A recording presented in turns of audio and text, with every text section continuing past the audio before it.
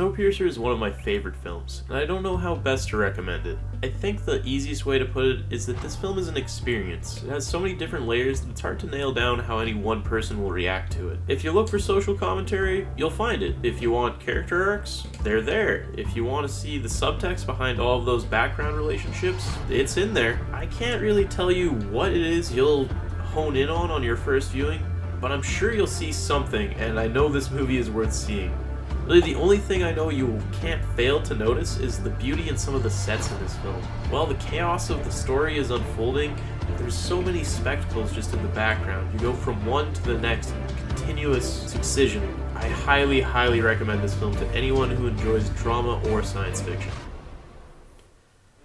Pirates of the Caribbean: Curse of the Black Pearl is by far the best in the franchise, and basically stands on its own as an independent story. It's really pleasant to see the fantasy world of pirates brought to life with a proper budget to support it. The lore of this film perfectly captures the pirate legends we all want to see. We want treasure, curses, traps, ghosts, sword fighting, ship combat, and of course pirates, and you'll find all of those things in here and more. It may not be the most clever movie out there, but the skill involved is undeniable. Everyone brings out their A game for this film, and it creates a really enjoyable ride.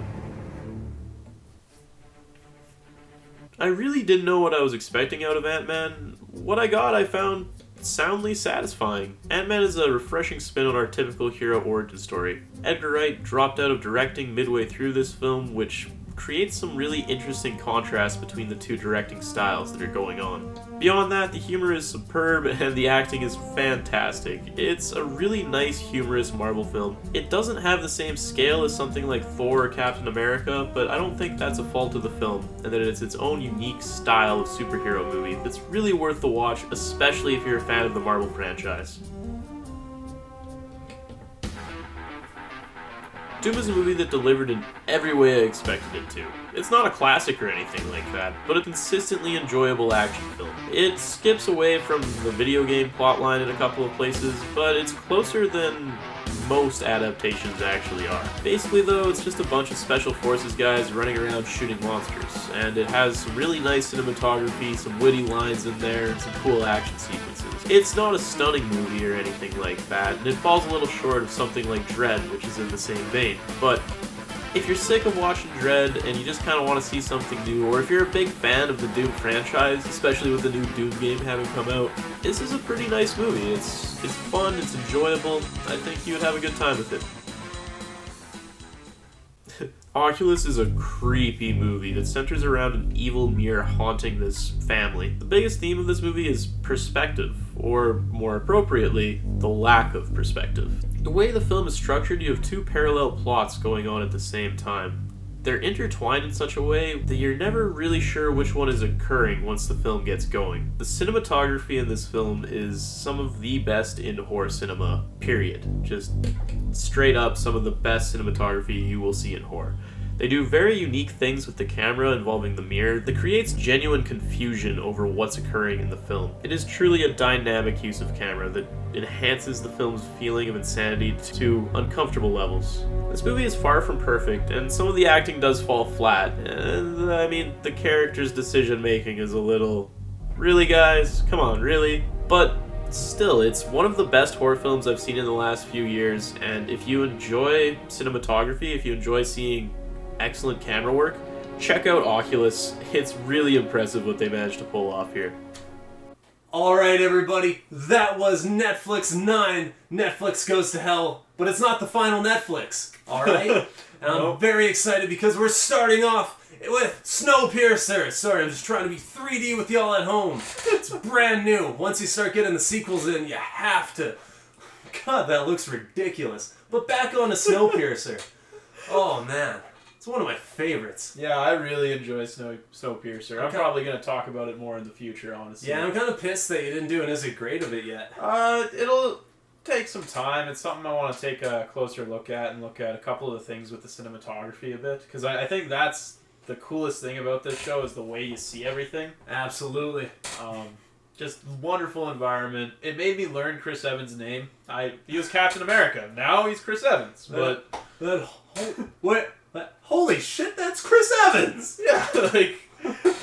Well, further, is that Captain America. Oh my god, it's Captain America. What's he doing in this? And actually, I'm like, okay, I like this guy too much. I gotta learn his real name. Right. I looked it up. That's a great moment to have. Or that the director's name as well is Bong. That's I might not remember his full name all the time, but yeah, I remember his last name. Bong, I'm reading your script. I don't even want to spoil the. Once you see the movie, look up an interview Chris Evans has with it. It's probably in the IMDb trivia. Yeah, it's in there. You gotta look it up. It's about the mid-train brawl. You'll know what we're talking about. Yeah. Moving on from that though, terrific movie to the next terrific movie on this, Oculus. The way you should do a ghost story. Oculus is really nice. It's really well shot. Like, it's really cool. It's really pleasing to the eye. The only issue with Oculus is it's the issue I have with most horror movies, the stupid victims. But, At the same time, the amount of control that the monster has over everything around them, because one of my favorite words is context, and in this movie, slowly the characters lose control over everything around them. They, with the apple and the light bulb scene, you no longer have sentience. You are just acting out, and I don't know. It's such a formidable ghost or monster or relic, and that's another thing is you don't get many relics anymore. No, the themes of insanity are well done. Just the idea of having relics, the lore, like this is something you could make a franchise out of. You haven't seen a show. I'm not saying they should necessarily. They could. They could. This is like Nightmare on Elm Street, Chucky kind of material here. Yeah. You've created an object so intimidating.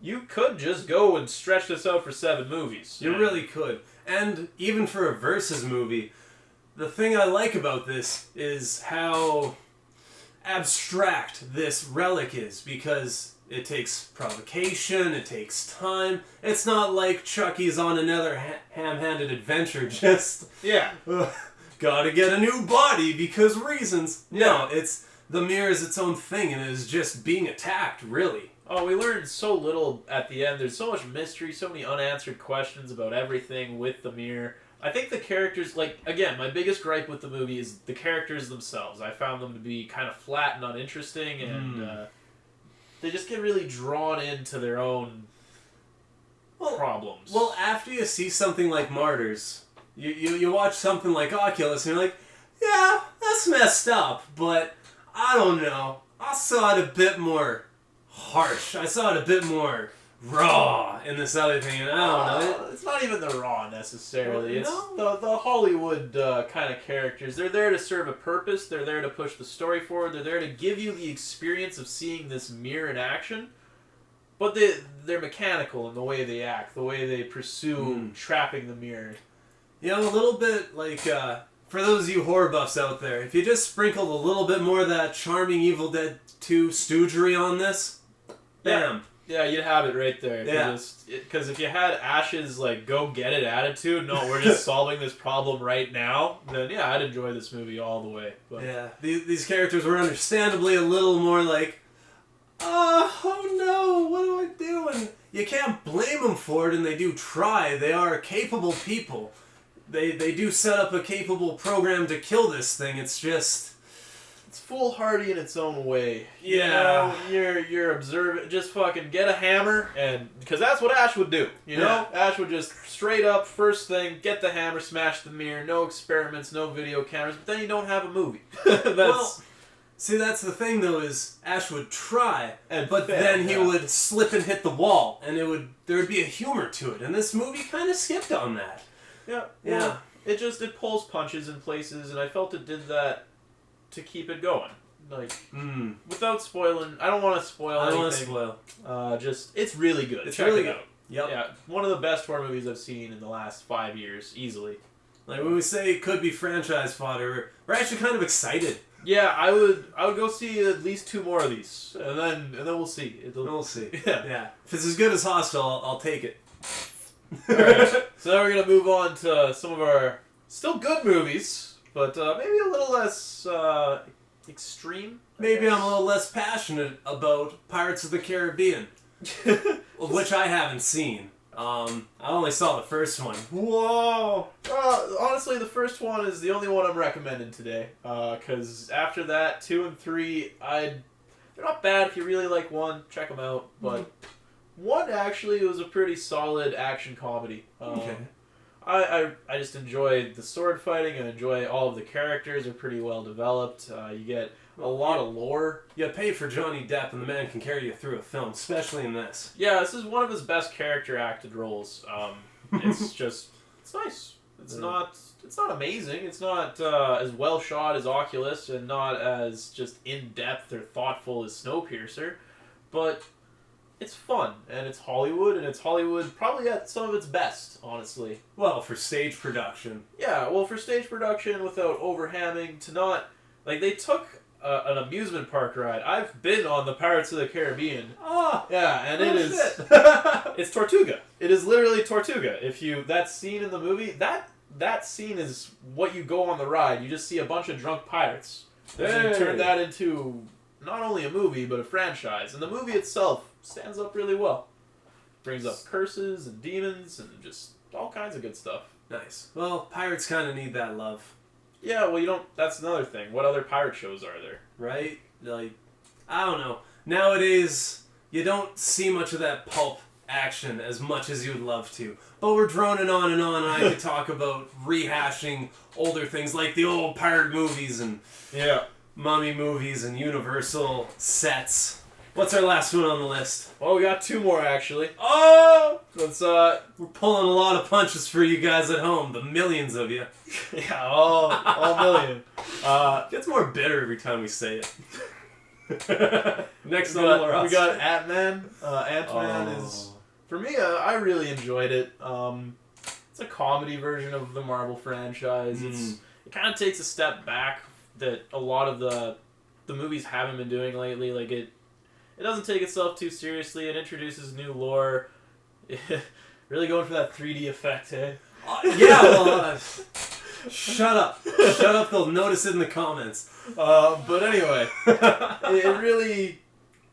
It's fun. It's interesting. It keeps you gripped. It has a lot of comedy elements to it. It's not as big a scale as any of the other Marvel movies are. No. And that's kind of what I like, though. Yes, but I saw this hoping for Edgar Wright, who you'll know of Shaun of the Dead, Hot Fuzz, like all sorts of stuff. And you can sort of see his thumbprint on some of the cinematography here, but you can also see that he wasn't through and through on this. And I don't know, Scott Pilgrim's one of my favorite movies. I love the man's way of cinematography, and by the end of the movie, it was nice. It was nice. I definitely wouldn't fault it, the actors, the performances, the logic. I love the smaller scale. Yeah. I love the nod to the Avengers, you know. Is it a cult classic? No. Is it going to be iconic? No. Honestly, I don't know if it'll even live up to some of the original Marvel movies just because the Marvel movies came first. Like, will this be as popular as Iron Man? Probably not. But I think it should be because I enjoy it more than a lot of those Gen 1 Marvel movies, you know, Iron Man, Captain America, Thor, like the first ones. It's a really good origin story. And for that, you gotta really, clap your hands for those at Marvel who know how to scale a production. You want to see Avengers too, but we also got Ant-Man. Ant-Man, if you're just out for a date, you know, don't worry. Yeah, and so I think it's really cool to be able to hit both of those bases. Absolutely. So that's what I'd recommend it for. Okay, last up, we got Doom. Now, I like Doom. I'm a fan of Doom. It's a video game and a movie. The main character's name is Reaper. Reaper. You don't get more overly masculine. You got The Rock Johnson in here. It's pretty awesome. Dwayne, it's fun. You know, thinking about this movie the past while, I kind of toss it up like, what else is on the palette that Doom went for? Pandorum. Yeah, its modern peers aren't that bad. Honestly, I don't know why people try to dismiss this movie. I thought the characters were good. I thought it at least tried to go for that first person feel, but it's not Well, the thing about it to remember is no one involved with Doom at any point along the line thought they were making a work of art. Like No. no one. It is entertainment, as triple X's, as, Yeah. you know. But when you think about it, because you mentioned Pandorum, but I think Pandorum's a show where they were trying. They were doing their own thing, and we have different opinions on Pandorum, and that's a whole different argument. Maybe next time on Netflix Recommends. But to conclude it, But with Doom, it's more in the line of Dread or Triple X, where it's just pure action.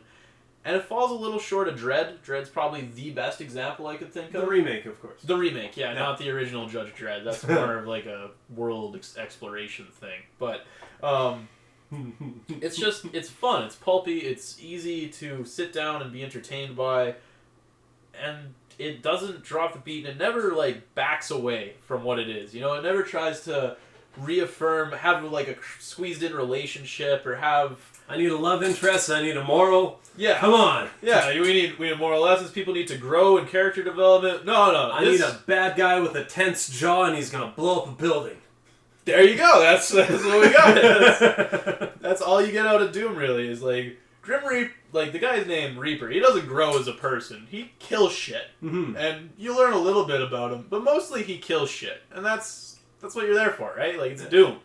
What do you expect? I want to shoot Hellspawn. Let's go. Yeah, and it does that pretty damn well. Fun time. Have some popcorn, maybe a beer if you're so involved with drinking. But that wraps up Netflix Recommends. I don't have a question for the millions of you at home. Do you? I suppose my only question would be, what did you enjoy out of Snowpiercer? What setting? Like, what set did you enjoy the most? Was it... Yeah, I can't list them off, too many spoilers there, but you know all the different sets that are in that movie, and which one did you like and why? Post it in the comments below, and I'll be sure to take a look at them and talk back to you guys about it. And as always, if you really enjoyed what you saw, donate to us on Patreon, and like and subscribe. See ya. See ya. He thinks this is awkward. He thinks 3D is awkward. But it's all about the water train. Have a good one.